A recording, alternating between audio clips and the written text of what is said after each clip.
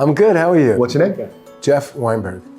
Laibel Schwartz. Thank you so much for coming. Nice to meet you. Thanks for having me. I was really amazed that when we put this concept out to the world, after I think 1 or 2 episodes, we got 2 emails. There's one guy you gotta put on, and that was you. And I made a joke that, you know, when you come up with a great concept and you think it's the best thing in the world and you start to do it, and then someone says, that's a good idea.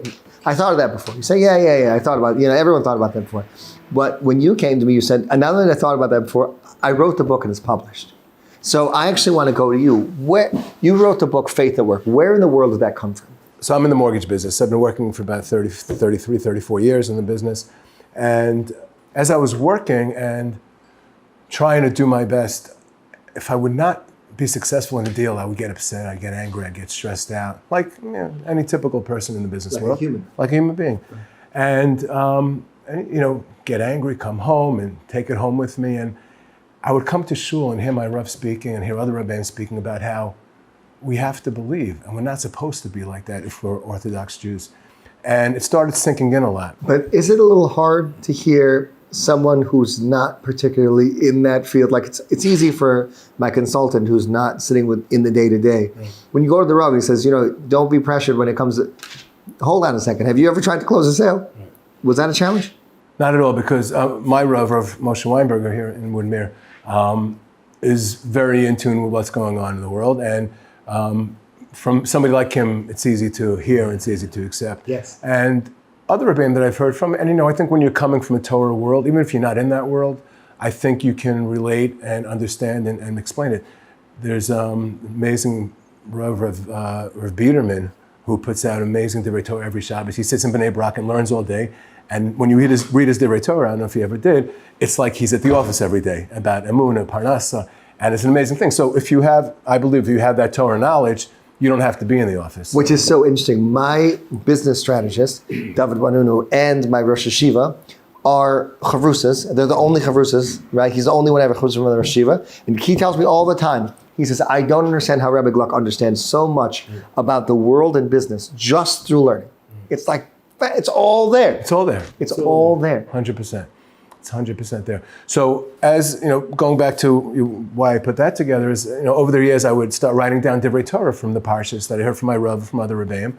And I put them down and I sorted out by parsha. And I started to try to apply that to my world. And I'm still working on it. It's a work in progress. It's not something that I'm an expert at, but I felt there was a need. About 8 months ago, it finally came out, and I'm very excited about it. What's the response been like? I've been surprised. A lot of people have come over to me and have said that it's changed a lot, the way they do their work. They like it because it's coming not from a rabbi, but from a working person. That's what this is all about. Yeah. Because I spent the first 8.5 years in Koil, and those were my happiest times. Yeah. And when I made that transition, my wife said, it's time, Laibel, I want you to take over the business. I thought to myself, what's going to be now? You know, like I was such an identity at that point in my life. Mm-hmm. And now that I look back, that was my foundation to be successful now. Mm-hmm. And I used to think, when I started getting into the business, I would see other guys that were my age that were 8 years into the business. And I was just coming in. I mean, I ran the business for the first 8.5 years, but they were like, and I thought to myself, like, did I miss something? I said, hold on a second. I put something away that will never be taken away from me. I built eternity, and now I'm going to utilize that. It's not like I had that and now I'm here. Right. I have that, and I'm going to use that over here. And that's what has been the big shift to me. At first, it was a big identity crisis. Who am I? What am I? Now it was hold on a second. I'm that guy. Right. But I'm here. And that's the perfect balance. 100%. If you're working and you believe everything comes from Hashem and you do your hishtadlus and you try, then when you sit and you learn, whenever you can find that time, and you can put the phone aside, again, if you're not a doctor and you know if you need to be on call or whatever, if you're a regular businessman that you no emergencies, and you can put that phone aside because you know that I'm doing my hishtadlus, I've done my hishtadlus, I can sit, I can daven, I don't need to bring the phone into the shul, I can learn, I can put the phone aside. The message is that it gives you that yishuv hadas. But coming from a person in sales, that could be tough. You're essentially running your business. Mm-hmm. That's a challenge because at any moment something can come in. So that... 100%. So again, I think it takes constant chizuk, reinforcing the emes, and that is that if I'm supposed to get this deal, there's nobody in the world who can get that deal except for me. If Hashem decided that's mine, it's mine. If He decided it's not mine, no matter what I do, I won't get it. Can you mess it up if you're supposed to get it? I guess you can. I mean, look, this week's parsha says God will bless the maaseh yadecha, the work of your hands. So, when Farshim speak that means I have to go to work and I have to do it. So I can't sit in bed and relax and go to the beach all day and expect it to come in. I have to try and have to do my hashtadlis. But I guess you can, right? I mean, you still have to try, but what's decided for you is going to be yours. You do your hashtadlis, your normal hashtadlis. We know where it's coming from. So, right, you can go crazy, right? I'm sitting in shul Monday and Tuesday shaking my lulav, and my competitor is going after my biggest clients, right? So if you don't believe, you can go crazy. So part of this is all Emunah, bitachon, yeshiva das, and living a calm life. Which the craziest part is, if you do shake that lulav, that's the solution to everything. 100%. The more you believe in that, the more it's there for you. It's a reciprocal relationship. The more we put into it, the more He's there for us. I mean, He's there for us all the time, but we have to have that relationship with Him. It's like any relationship. It's Right. just like your business relationships, right? 100%. You do things for your clients and your vendors that go beyond what business calls for. Right. But that's what builds the... Relationship, 100%. And then they feel that you're there for them. When you do a great deal, and it does go through, how do you deal with that with Emunah? There are certain places when something really rocks and it hits and you think to yourself, man, that was incredible. Right? But there's a side of Emunah, we talk about Emunah, what happens when it doesn't go well. Right. But there's a conversation to happen, how do you have Emunah when it does go well? Right. I think recognizing where it comes from. The same way if you lose that deal, you don't get that position. A deal that goes through and it's successful, thank Hashem as much as you do that. But you know what I mean, not to let it get to your head? 100%. Yeah, brainstorming meetings, what do we do here? What do we do that? Oh, I figured it out. It was my thing. Brilliant. I'm such a genius. Wait a second. Who gave you that brain to think about? Who put that idea into your head? We check the egos at the door when we come to work. That's how it's got to be. Hashem, it's you. If I get that idea to call this guy and I figure out how to get his deal done, it's from you. It's not from me. So if you can train yourself to do that, it doesn't go to your head because you know it's not me. My Rosh says all the time, it's never as good as it seems, and it's never as bad as it appears. Mm-hmm. Meaning, it's at any moment things could fall. If things are good, at any moment things could fall through. 100%. Rabbi Waxman says an interesting line that has always stuck with me. He said, a religious Jew's mood should not go up and down with the stock market, right? And that's, like you said, we're human beings, right? You lose a deal, normally, normal people come home sad, and maybe they'll take it out on the kid spills and the orange juice on the table when you come home after a day when you had a bad day. It's not easy. So, who's driving those stocks? We know the answer. It's just hard to live that way all the time. So, do you feel that sometimes being the one who's forging the movement, someone who's writing the book, that you almost have to hold yourself to an even higher standard? I think about it making this podcast. Like, who am I to be the one making a podcast? I'm just doing it because no one else did. Yeah. I have to hold myself to a higher standard because of who I am. I'm a religious Jew. If the offshoot of that is, sending a message to other people, that's great. When you wear a yarmulke out there and you're in a place, whether it's from or not from, people are watching you. Everywhere you go, waiting online in the drugstore or at the bank, and it's taking a long time, you got to be careful. So I hold myself to a higher standard because, I try to hold myself to a higher standard because that's what we're supposed to do. And, if that affects people around me, then that's great. And when you're in a certain field, that guy that's in music, no matter who he talks to, he's talking about music. He could be talking to the janitor, to the Rosh Hashiva. It always ends up in music. Right. How about in the house? Mm-hmm. With the kids, that's when they see the biggest challenge. That's when you're stressed. That's when things... I think the message is the same. These are the kids that I have. This is the situation that I have. Hashem gave me, my wife, these children because we can bring them up the right way. It was a mistake. What goes on in the house, what goes on in our lives, always has to turn back to, this is what Hashem's doing. He wants me to handle this in the right way. I'll make mistakes. I'll get angry. If I lose it, I lose it. You get right back up afterwards. What happens when you do?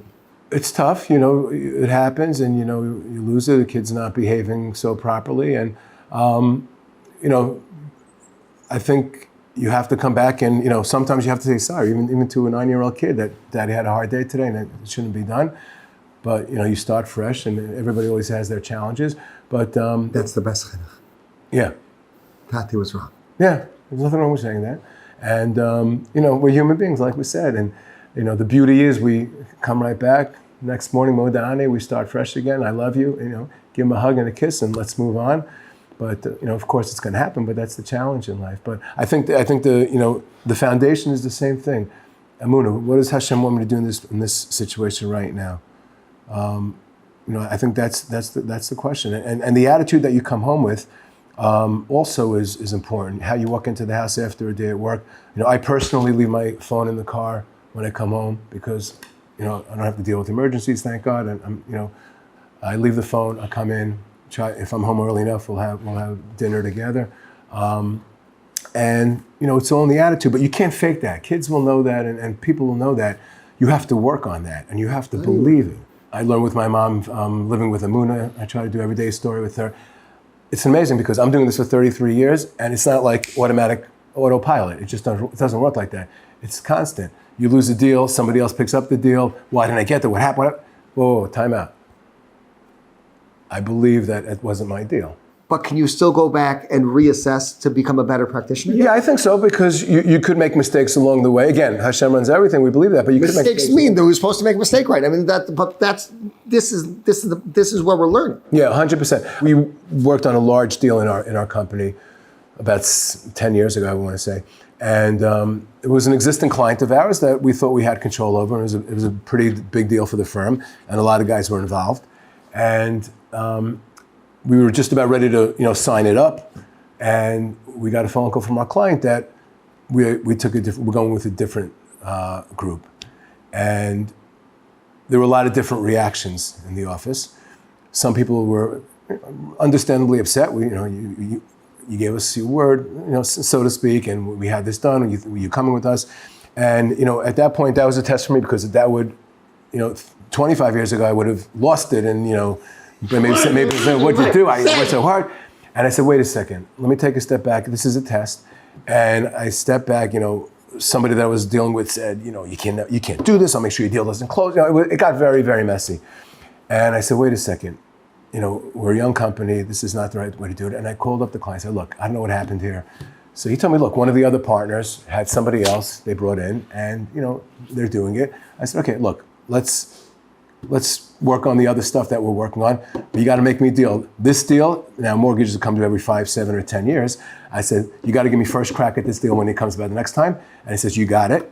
And fast forward 6.5, 7 years later, we did that deal. So, sometimes it's not meant to be now. It's meant to be 7 years later. Sometimes it's not meant to be now and not meant to be later. So you have to, work on that and give yourself chizuk with that. So there it did happen. That's crazy. Yeah. It's a nice story. One of my favorite stories. But to have clarity, this isn't over, right? I have to be a mensch. Why does any of the clients love spending time with you? Because of you. And what you can do for them, right? You have to come through for them. But that's fine. But because of you. And when you prove at that moment, they're waiting to hear what you have to say at this point. They know they just dropped you. Right? They know everything. They know they can either come at this road and you come at them and say, listen, we have a ton more work to do. Give me first crack at the next time. That means we're working together for the next 6.5, 7 years. And I'm here for you. And that worked out, thank God. So again, those experiences, I think those are tests for us. How do we react? Do we really believe that, it's from him? If I get angry, it means I think it was me. We're not supposed to be angry. We're not supposed to, I'm stressed out, I can't deal. We're not supposed to say, there's not enough time in the day. You ever heard a busy person say that? So you're telling me God made a mistake when he said 24 hours? Okay, so you know better? Yeah. I mean, he doesn't mean it, but not enough time in the day? What are you talking about? He can deliver in a minute, he can deliver in 5 seconds, right? So, it's an attitude, and it's such a great way to live. And I'm working on myself, I'm still working on it, but, to get there is Yeshiva Das, Simchas Achayim, life's fun. A traffic jam is not aggravating anymore. The plane got delayed or canceled, that's not aggravating. That's what almost he like wanted. Emunah is like Teflon. Yeah.